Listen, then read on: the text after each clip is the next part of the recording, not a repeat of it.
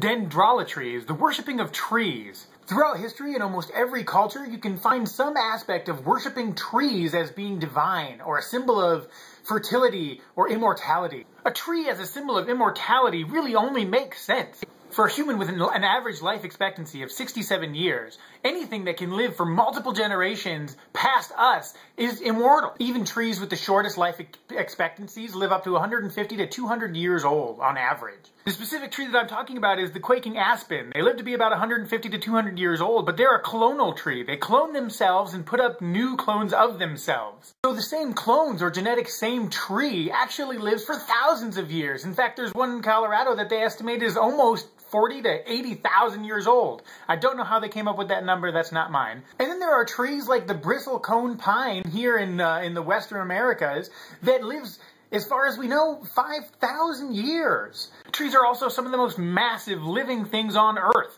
The coastal redwood is the tallest living thing at 379 feet.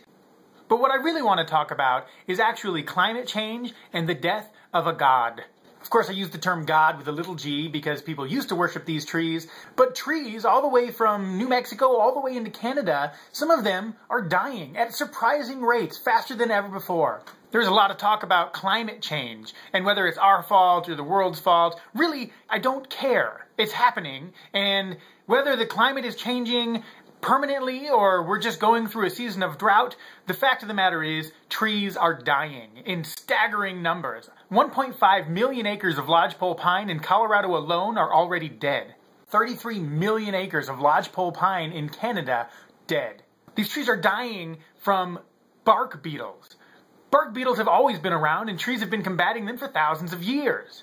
When a bark beetle drills through the bark, it goes into the phloem or the cambium layer and starts eating around and laying eggs. The eggs will hatch and eat further, but the trees used to be able to fight this. They would fight it with resin. They would rush resin to the area where it would cover the bug and drown it, or just encase it in such a solid material that they can't escape anymore.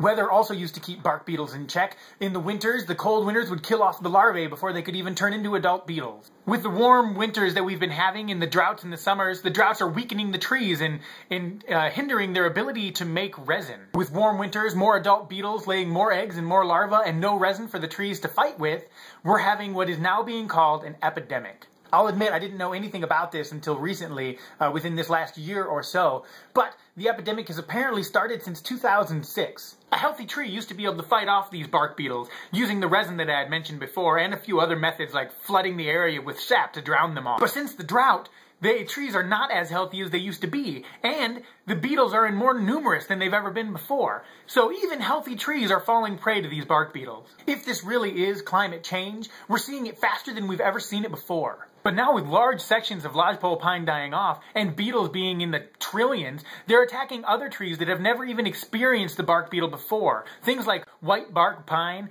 ponderosa pine, jack pine, Scots pine. All of these trees are unused to dealing with the bark beetle. Climate change has also allowed the beetles to go into elevations they've never been before. These trees that have never seen the beetle have no defense against them. They're helpless. The beetles go in, they don't attack them with resin, and the trees die. It'll also amount to things like flash flooding.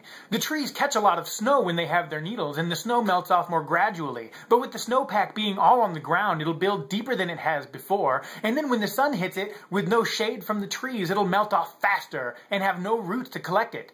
Now I know with this video being crammed into 4 minutes, it's going to sound like a doomsday video coming from a hippie, but that's not the case. All I'm saying is we're going to see the dying off of millions of acres of trees being replaced by other species that we're not sure there yet, and it's happening so fast that the other species haven't had a chance to really step up like they have in the past in climate change. So Jason, we're living in a very exciting time when we get to see the world changing before our eyes at speeds we've never seen before. In our lifetime, we might see the turnover of a whole new era or dynasty. But that's all I have the time for, Jason, so I'll see you next week.